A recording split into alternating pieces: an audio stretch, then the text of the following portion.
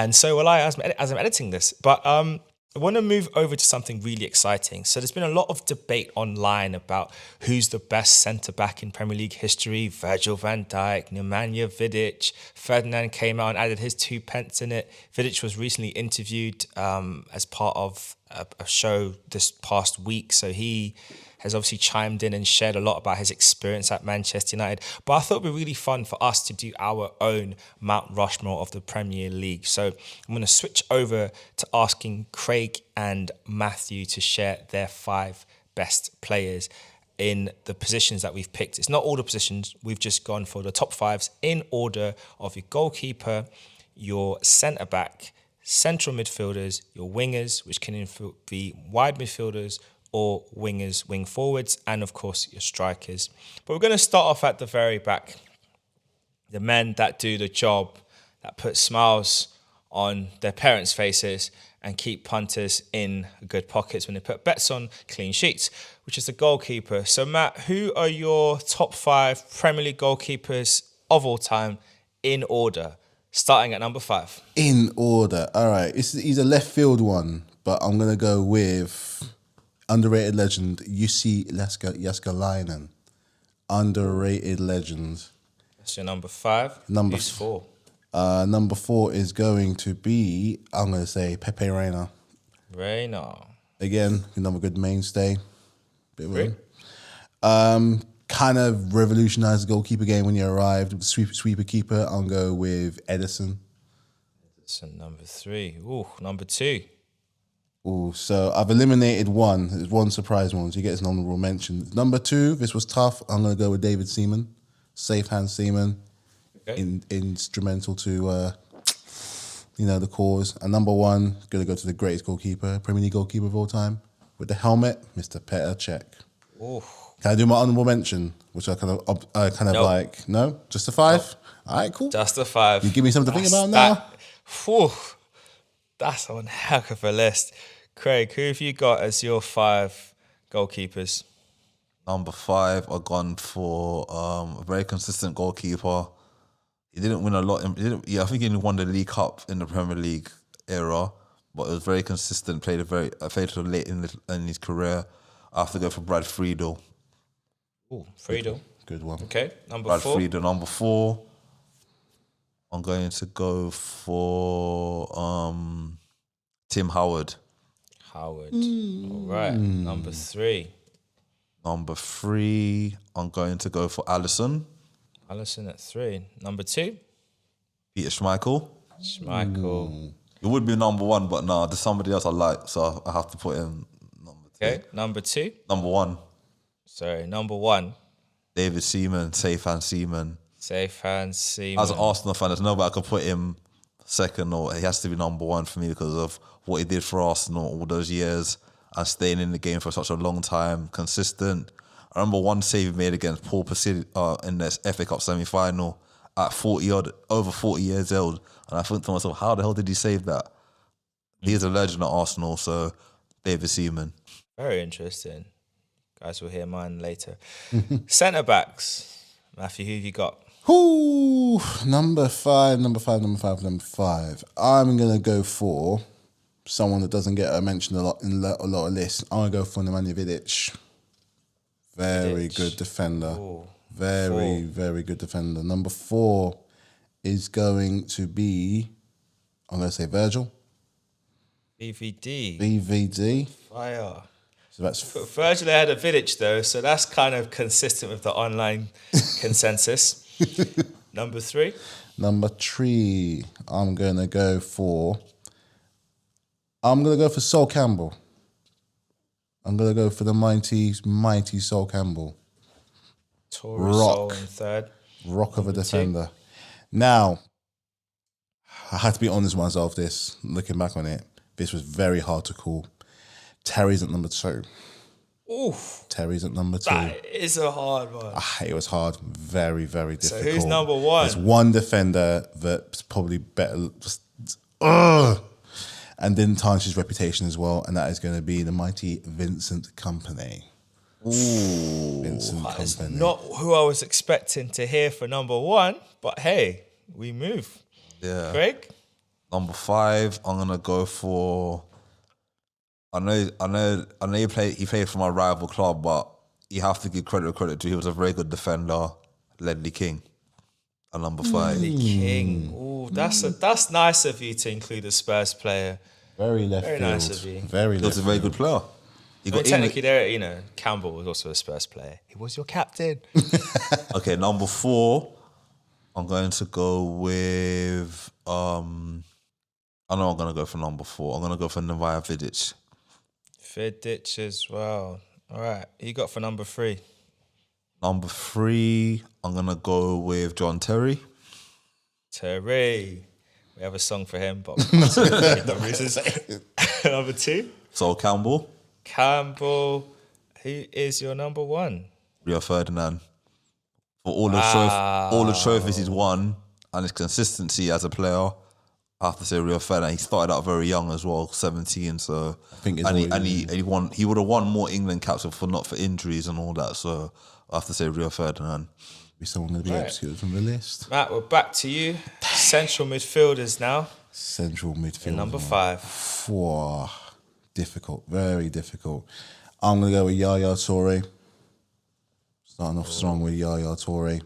No birthday cakes here. And possibly one of the best chance in football. Next, number 4 is going to be. I'm going with another Man City player, Mr. De Bruyne, Kevin De Bruyne, anchoring masterclass. You could put him on a ship and the boat would stay. Brilliant player. Number 3. 3, I'm going to go with Gerrard at number 3. Oh. Absolute, inspirational. I think he's like Liverpool through and through. He can go to some Liverpool man's door and they'll just let him through. Fantastic player. We nearly bought him. Number 2, Patrick Vieira. Patrick Vieira at number 2. Number 1. There's only going to be one. All-time top scorer. Not so good manager, but we love him anyway. Mr. Frank Lampard. Legend. Super Frankie Lampard. Love you, man. Craig. I'm gonna put a centre midfielder like you never like when he came to the Premier League, everyone thought it was like would he be an impact, but that season he kept the team up. And the player I'm gonna go for, and his nephew plays in the Premier League, JJ Okocha. Oh, wow. Good choice. All right. Number 4. Number 4, I'm gonna go with Paul Scholes, Premier League legend. 3. Steven Gerrard. Steve Gerrard. Can't repeat the rest of the song. But it went to them. Number 2. Number 2. Number 3, no? No, 2 though. You Gerrard 3. Okocha scored Gerrard. Number 2. Roy Keane. Keane. That means number 1. Patrick Vieira. Patrick. What have you done out to here, my son? Patrick, what have you done? All right. So from the... Oh, we're up to the wing now. Going to the wings. So it's going to be wide forwards or wide midfielders. Now, ideally, I should split them. But I'm not going to. I don't want to. We like to make this difficult. And some players, they could get put in as strikers, but you could probably put them as wide wingers, wide midfielders. Matthew, number 5. Number 5, I'm going to go with the first player I ever had in the back of my shirt because I just love watching him play. Short impact, but a great impact, and that's Mr. Iron Robin. His best years were probably at Bayern, but what an impact he had when he came to Chelsea.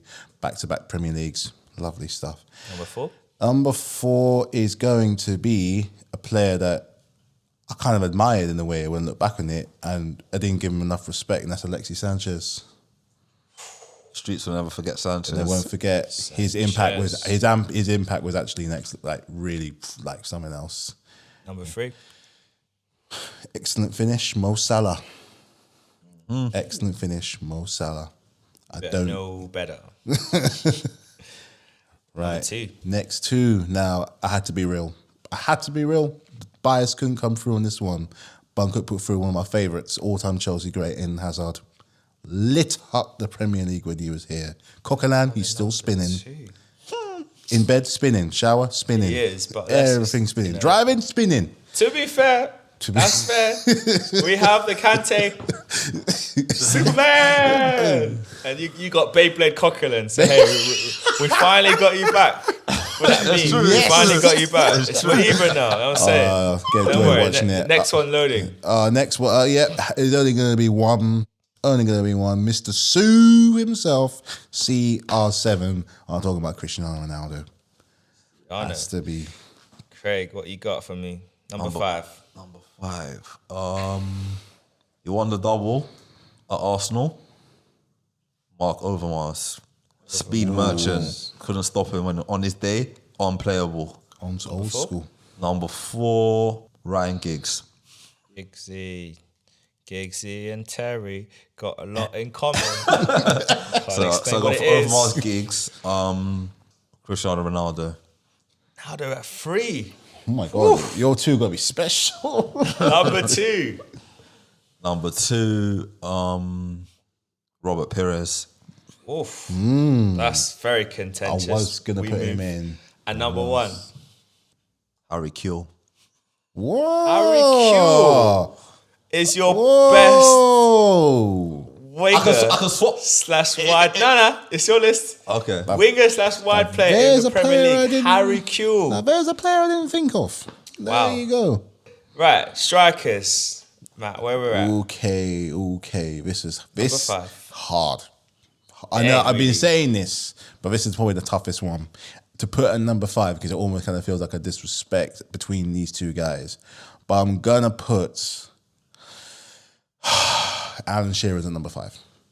Jesus. I told you someone's gonna get upset. But the silverware output just doesn't match up. But again, 260 goals in the Premier League, probably never going to be beaten. You know, he's earned his spot on the list, on anyone's list really, if it comes to strikers. Number 4. Just have to say, I'm still spun by Craig putting Harry Kewell as the best winger in Premier That's a League. special one. In his opinion. That's It's called in your opinion. Special one. hard one. Going to go with Aguero at number 4. Right, number 3. Love to have him at our club. Number 3 is going to be Mr. I don't like this kid, but he's a bona fide Man United legend. That's Wayne Rooney. Bona fide Man United legend, like, Right. without a shadow Number of a 2. doubt. You know what? Forget it. I'm doing it. Mr. Vavavoom was at number 2. He made the Renault Clio. He put Renault Clio on the map. Went the coolest car. He did. Vavoom, man. We don't do car adverts, just not the same. But you all know who I was going to put. I missed him out last time. I'm not missing him this time. Mr. Big Man for the big occasion, man. Showstopper. Didier Drogba. I'm doing it this time. Forget it. Fine. It's your list. I'm not judging you. Okay. Like looking at me. He's still looking at me. He's stirring. All right. I ain't Cool. judging no one's list. All I'm Alright, saying then. is, Okay. boy, Okay. questionable. Okay. Craig, what you got? Number 5. Andy Cole. Cole. Cole the goal. Cole the goal. Number 4. Alan Shearer. Shearer. Number 3. Eric Cantona. Cantona. This is like, I like it. I like old school vibes, man. Number 2. Number 2. So I had So far you've got Andy Cole. Andy Cole, Shearer, and Cantona. And number 2, I'm gonna have Michael Owen. And who's number 1? Thierry Henry, of course. All right. Well, that's a very interesting list. I am shocked, confused, outraged, and a bit disappointed with some of them. Not gonna lie. Still spun by Harry Kewell. I feel like that one might be the most egregious decision of all of them. Others we can argue left and right, but Harry Kewell as number 1. I think even Harry Kewell would disagree with that. I want to turn attention over to you, Mark. So I want you to run me through your top 5. We're going to start in goal, I'm going to go in reverse order. So from 5 all the way up to number 1. Who have you got for me? So goalkeepers, number 5, David De Gea. Number 4, Allison. Number 3, Peter Schmeichel. Number 2, Petr Cech. And number 1, Edwin van der Sar. Wow. All right. That's interesting. So my 5 are number 5, Edwin van der Sar. Number 4, Petr Cech. Number 3, Dave Seaman. Number 2, Allison. And number 1, Peter Schmeichel. It's quite an interesting spread, isn't it? Yeah. So I guess the thing I'd say is, what made you pick Van der Sar as your first choice?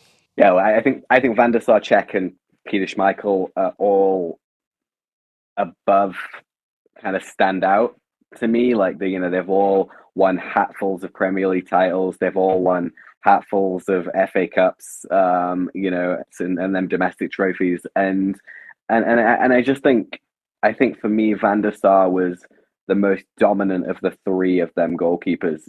I think he was underrated for a lot of his career, but he had a lot of success at United under Ferguson, and obviously Schmeichel was the first one of them keepers, and then Van der Sar, picking up and following in the first steps. It pains me to have 3 Man United goalkeepers in my top 5. I'm not gonna lie,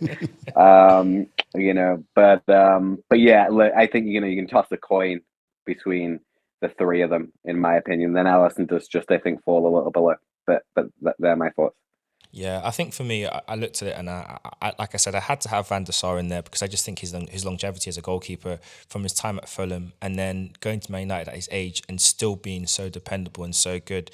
But I had to go number 1 for Peter Schmeichel. I think just for me growing up and seeing for me anyway, what to find a goalkeeper, especially in English football, Peter Schmeichel at the is always going to be a name that you'll put there when it comes to the Premier League years. Obviously, going further back as an Arsenal fan, you've got Pat Jennings. Is it from thinking about the national team level, you've got Gordon Banks, and I think every generation you've had a standout goalkeeper. And for me, Seaman's era, because Seaman and Schmeichel played around the same time, but it feels like there was I guess it wasn't really a baton passing because they played around the same era. But for me, between the 2 of them, I think Schmeichel just stood out, especially the way how he would make saves. He would make himself really big and do that starfish shape thing. And we saw for Leicester when they won the league, a few years ago, how Kasper just took on board his father's best traits as a goalkeeper and just kind of emulated a lot of his famous saves and just kind of the mentality as well. Because it wasn't just what he did, like in terms of between the sticks of his job, but it's just the impact he had on that back line. Like he just radiated confidence. And then, I know you had De Gea in your top 5, but I think for me, I can't put him there because that guy just doesn't radiate confidence. He's just a walking disaster. I know he's got longevity and he's had some good seasons for Man United, but he's just a walking catastrophe of a goalkeeper. And yeah, they need to move on from him in the summer as soon as possible. The thing about it though is when I think of David Seaman, I immediately think of Ronaldinho, and I can't shake it like every single time. I know he was a great goalkeeper. I know he did a great job for Arsenal for a handful of years. But yeah, when I think of David Seaman, I think of Ronaldinho, and I think that in that regard, you're right. De Gea has certainly had a period where from the World Cup he was a bit shaky, but I also think he's redeemed himself. Again, he's been one of Man United's better players this season. He still pulls off saves that I just think, how the hell did you save that? Like, and I remember 10 to 15 games where I can say Man United were dreadful. They only won that game because De Gea made about five world-class saves and 10 other saves in the game. I remember Tottenham getting absolutely Man United getting absolutely battered by Tottenham and David De Gea making about 20 saves and Man United winning the game by a goal. And I think it's that for me that would stand out from De Gea's perspective, and the fact that when he came in to England, there was a lot of pressure on him early. He was young and managed to sustain himself and make himself the number 1 goalkeeper of one of the best teams in England at that time. just about makes my top five. I can see the case for Seaman. But yeah, I'd probably still just about go De Gea. Oh, that's fair. That's fair. Just on Schmeichel, actually, Casper Schmeichel, actually, it's amazing to see that when he left from Leicester to go to Nice, just where Leicester are now, from where they are, and he was also their captain. So you can very clearly see in Casper and Peter, Casper is his son. Oh yeah, Casper is definitely. I'm not surprised at Nice. I think they're doing well in the Conference League, Europa Conference League as well. Doing quite well in that. So. They might have a chance of winning it, but I think it's West Ham's this year. Right, let's move up to centre-back. This is definitely one that is hotly contested, and I'll be very curious to see what your top three are. But I will go first this time. So my five are Rio Ferdinand in 5th position. 4, Sol Campbell. Number 3, Jaap Stam. Number 2, and I debated this back and forth for at least half an hour yesterday. Nemanja Vidic, and number 1, Virgil van Dijk. What? I said what I said. I didn't start. Wow. Said it with chest. 1 second. Oh, okay. You're gonna have to explain. You're gonna have to explain something to me in a second, but that's okay. Okay. Number 5, Sol Campbell. Number 4, Rio Ferdinand. Number 3, Vincent Kompany. Number 2, Virgil van Dijk. Number 1, John Terry. Yeah, I had Terry in mind, but I was never going to pick him for many reasons. The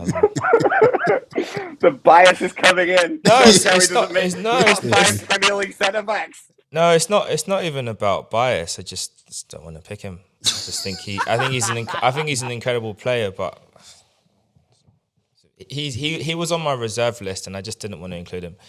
But yeah, and I actually completely forgot about Vincent Kompany, to be fair. He was my number 1. But I still wouldn't put him in my list.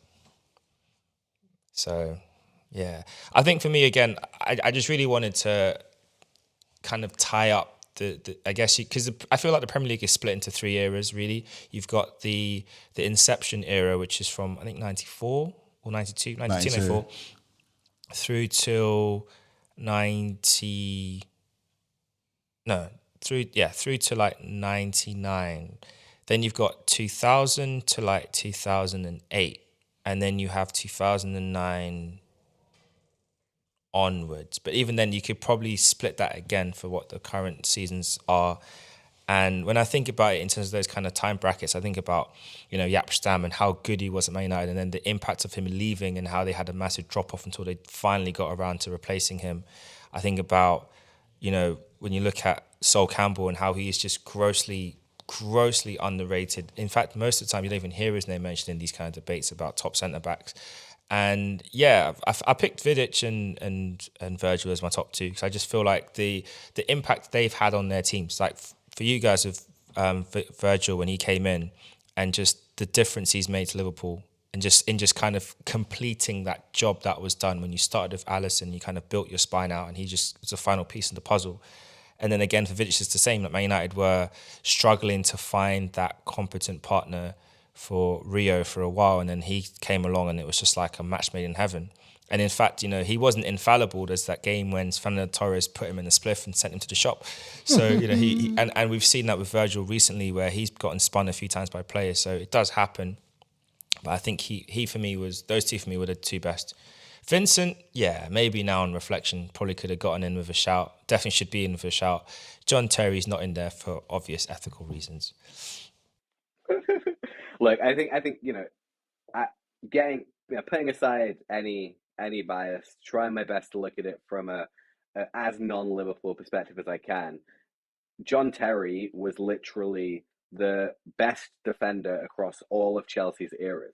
He won everything with Chelsea. He won 4 Premier League titles, 5 FA Cups, 4 League Cups, a Champions League, a Europa League, and literally across a generation. Now, granted, he was a thug, but that is the reality of his kind of day within the Premier League. You argue whether it was Jaap Stam or Tony Adams or Martin Keown or Vidic to complement Ferdinand's passing football. There was always someone that was a bit of a bruiser, and for Chelsea it was Terry, and the stylish, beautiful, lovely passing footballer was Carvalho, and I think that partnership was stunning. And I think longevity wise, that's why Terry outstrips Van Dijk for me.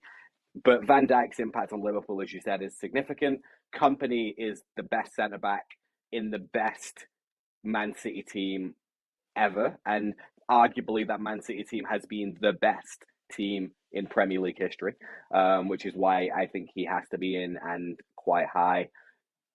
Obviously, Rio, brilliant defender, and as you've said, Campbell doesn't get the praise that he deserves. But yeah, I think that's where I land on that one. It's fair enough. All right, centre mid. What you got for us? Yeah, this is where my controversy comes. I'm sure I'm going to be accused of all sorts of bias here. Number 5, Yaya Toure. Number 4, Kevin De Bruyne. Number 3, Luka Modric. Number 2, Frank Lampard. Number 1, Steven Gerrard. Luka Modric for his Premier League. Ooh, that is left of the left field. Wow. Okay. Wow. Bold. I like it. Wow. Okay. I'm struggling to even write his name in my phone. My phone is so confused. She keeps trying to call him Morris. No, it's Modric, mate. Well, in terms of my 5, I've gone for what you might classify as a traditional 5 with maybe one that you could argue. 5th place, I've got Frank. 4th, Cesc. 3rd, KDB. 2nd, Steven Gerrard. And number 1, Patrick Vieira. Don't really think I need to. There your case. I don't feel like I don't think I need to. I think because looking at how the Premier League has evolved over time, from when it was not overly technical and it was more about strength and aggression, to becoming more technical, to now we've gone to this sort of hybrid model where athleticism is being valued again. I think Vieira is an archetype midfielder that fits throughout any era. You could plop him into the current era right now and he would still be one of the best midfielders in the game, in the league, comfortably. When we were in the tiki-taka era, again, he would have fit fine because he could do that. He's not really a destroyer as most people have him down as. He's a box-to-box midfielder and he can do the whole lot. And he's a great leader and a general. So for me, he was always going to be number 1. And I had Gerrard number 2 because I feel like those two are what you classify as like archetype Premier League midfielders. When you think of a midfielder in the Premier League, those two come to mind. For time reasons, I'm not really going to go through the rest. But for you, what made you pick Modric? Because that's the only one. And yeah, what made you put Modric in your list? Yeah, like I think too much emphasis is placed on did the player or was the player less special just because he was at Tottenham when it comes down to Luka Modric. Luka Modric was the greatest midfielder Tottenham have ever had by a mile. And in that Tottenham midfield was so incredibly dominant in a season when Tottenham finished second in the league, in a period where, more specifically, I think under Redknapp, was in the Champions League the furthest that they've gone, with Van der Vaart, Bale, and Modric, and even Scotty Parker as a nice little sitting midfielder. But I think the facts are that 1 year later, Luka Modric went to Real Madrid and played his first season at Real Madrid. And at the end of that first season at Real Madrid, Florentino Perez said that Luka Modric is the most influential and important player in this Real Madrid team. If you ask me of any player in which I don't want to lose, it would be Luka Modric. A team that had Cristiano Ronaldo in it, a team that had Benzema in it, a team that had all of these great players. And the facts are still that at 37, Luka Modric is one of the greatest midfielders in world football. I don't think he was any less as good a player at Tottenham as he was 6 months later when he was playing at Real Madrid. He was just around better players. And I think the difference is, as to why I can't put him higher on my list, is that fact that both Gerrard and Lampard are Premier League legends and have, sustained Premier League success over a long period of time. I hear your case regarding Vieira. I think if you want to know why Vieira is not in my list, you can blame yourself and not having defensive midfielders and attacking midfielders. And I just kind of went more for the kind of overall. And I take your case that he was box to box, but I saw him more in the defensive minded. And as you can see with my list, they're kind of more midfield / attacking kind of dynamic midfielders more than anything else. But yeah, that's my case for Modric. I think he is no doubt one of the greatest midfielders in world history. And I think his time in the Premier League, he was as good as a midfielder as he has been when he moved on.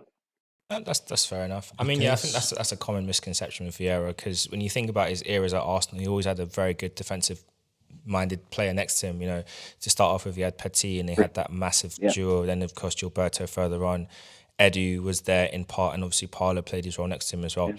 Let's move on up to the position that I think probably could be the most controversial of them all outside of the striker, winger or wide midfielder. I could have probably done 2 categories, but I really wanted to make it a challenge and a stretch. What's your 5? Number 5 is Ginola. Number 4 is Robben. Number 3 is Hazard. Number 2 is Ronaldo. And number 1 is Mo Salah. Ooh, that's interesting. I actually was going to include Ginola in mine, but he didn't make the cut. My 5 is number 5, Robert Pires. Number 4, David Beckham.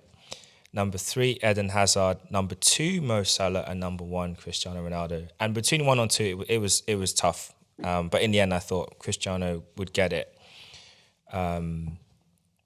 Yeah, that's mine really. Ginola was close, but when I think about impact that players had on the season, and for Pires for winning the Player of the Year back in 2002, considering he missed half the season with a cruciate ligament injury, and he still won Player of the Year, says everything about how influential he was. And a double, but yeah, I think for me he was just exceptional. And then even how he reinvented his game, coming back from such a serious injury, and was still effective. He lost a lot of pace, lost a lot of dynamism, but he still found a way to be as effective as he was prior to that. Yeah, no, it's a fair point. I think, the case is the same for Ginola. He won the PFA Player of the Year in '99 when Man United won the treble. So I think the case is similar in that regard. Look, I heard a great stat that I wanted to share on the podcast about Mo Salah today, and obviously he's my number 1, and this is the place to talk about what an incredible footballer Mo Salah is.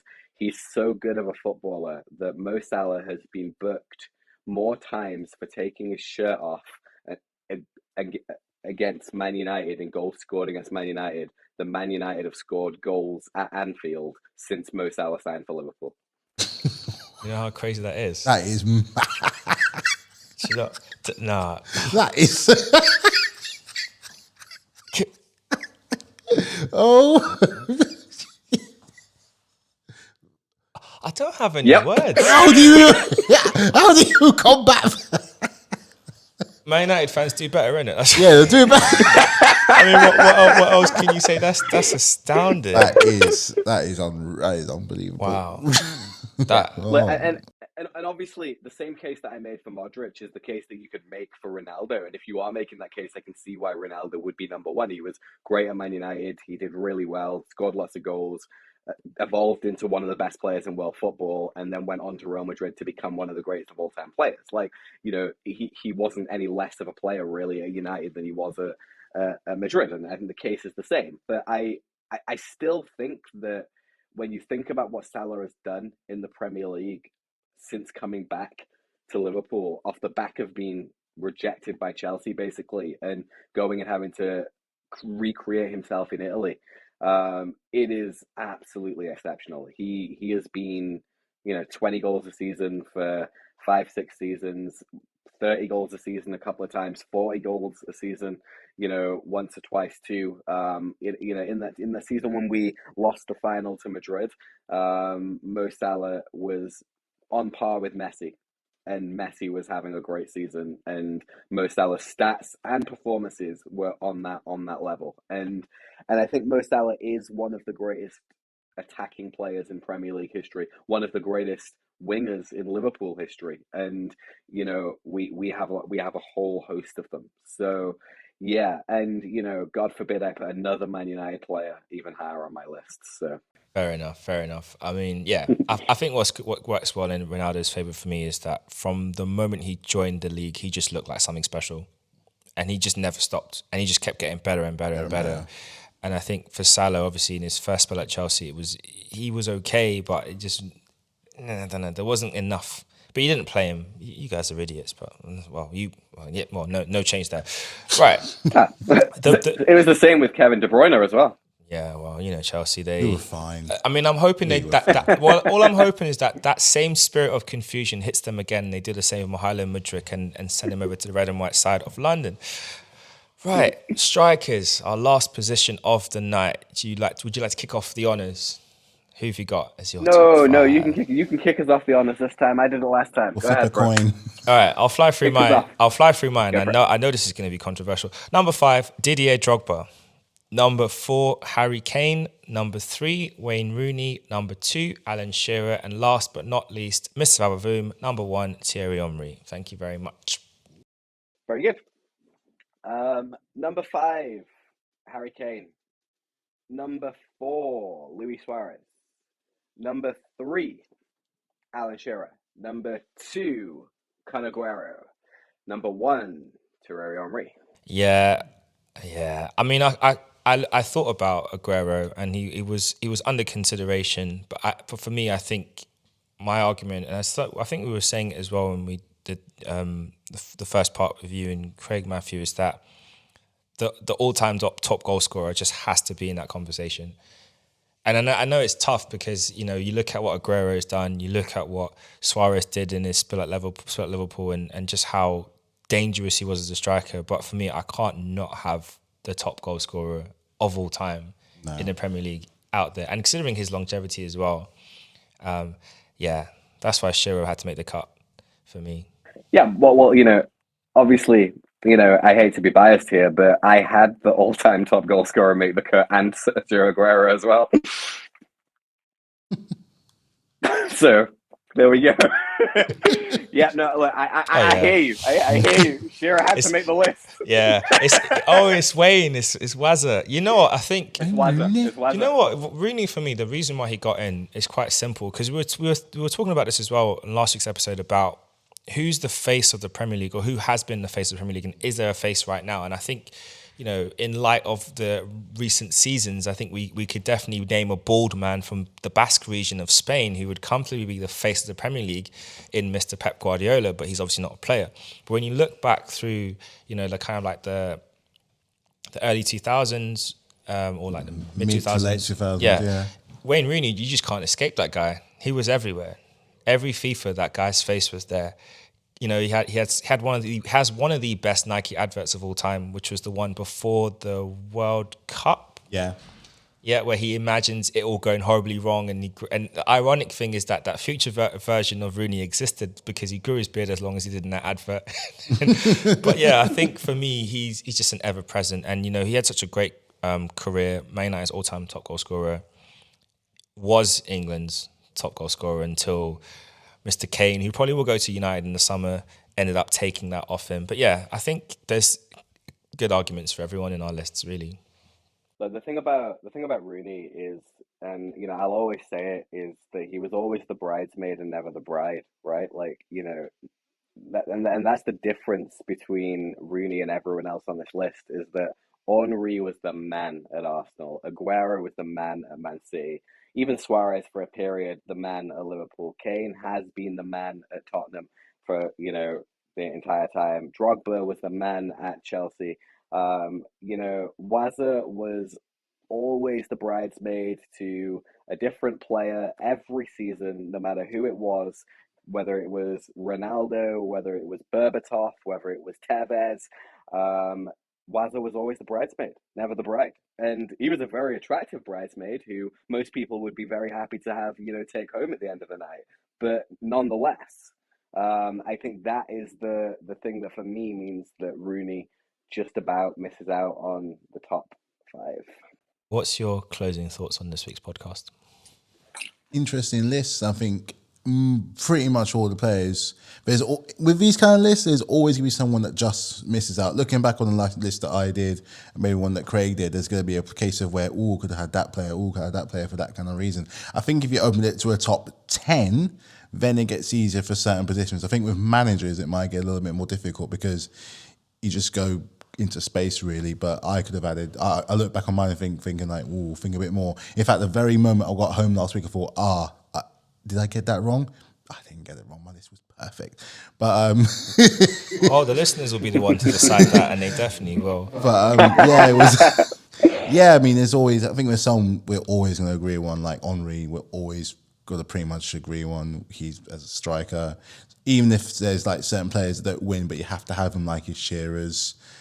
Defender wise, like your Van Dijks, midfielders could be like De Bruyne's and everything. It's always going to be some goalkeepers could be Schmeichel, Czech, Seaman. There's always going to be someone that we have there. They're like go-tos and they're go-tos for a reason. So I think we've done well with our list. We might change it. It'd be interesting if we changed our minds, especially with ones that are still currently playing in like 2 or 3 seasons time. Do we look at it any differently? Do like any legends make way for maybe more up and coming legends? Who knows? Who knows, indeed. Well, Great shout. we're going to wrap up things there right now. As you all know, and as I've repeated numerous times throughout this podcast, as you are listening, you know the result of Arsenal versus Man City. I do not, and I'm going to go home and find out. But thank you all for listening. Have a good rest of the week. We will be back reacting on the result of that game and all the games that's happened in the midweek. There's been some exciting performances, some questionable ones. Leicester, I think you guys will be fine. I think you will stay up. Leeds, keep praying. Keep praying. And we'll see you all next time. Peace. Peace.